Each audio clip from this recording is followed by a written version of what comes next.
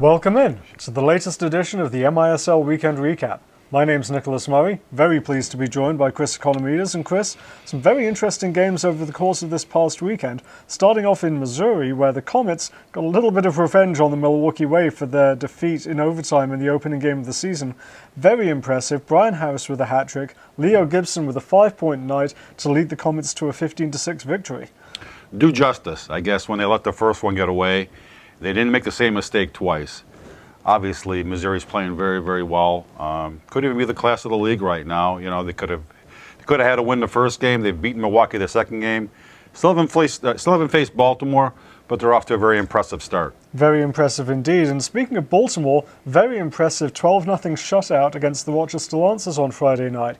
William Vanzela posted 9 saves, take home the second shutout of the MISL season after Nick Vorberg for the Milwaukee Wave against the Blast on November 23rd. Seems like the Blast certainly were getting back on track against the Lancers this past Friday. Yeah, I mean, Baltimore came out, played a really, really good game. Again, disappointing effort by the Rochester Lancers. We'll get into their following game the following night. But for that game, they were shooting blanks. You know, but anytime you can't score a goal indoor, there's problems. So we've had 2 shutouts this season, surprising. But give credit to Baltimore and William Vanzela, a very stout defensive effort. Now, as you mentioned, the Lancers went from getting shut out one night to going and taking a very important and very impressive, in some ways, victory against the St. Louis Ambush, who the previous night had defeated the Syracuse Silver Knights.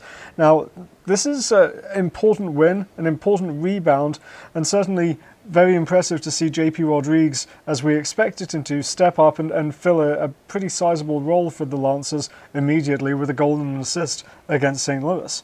I'd have to say that it was almost a must-win. You don't want to say that, 5-6 games into the season, but after being shut out the previous night in Baltimore and coming out for almost a half of the game, not scoring a goal in Game 2, serious concerns. I don't know if it was a matter of the Lancers finally turning it on and scoring some goals, or St. Louis just being exhausted for playing a back-to-back. But Rochester's also played a back-to-back. Exactly. Had to travel from Baltimore to get back in Rochester. I believe they got back about 5 o'clock in the morning. So tough game. Good gut check win for the Lancers. Well, the Lancers will have a big test this weekend as they renew the I-90 rivalry against the Syracuse Silver Knights. We'll take a look at that and the other games this weekend in the MISL Weekend Preview on Friday. Until then, for Chris, my name's Nicholas. Thanks for joining us.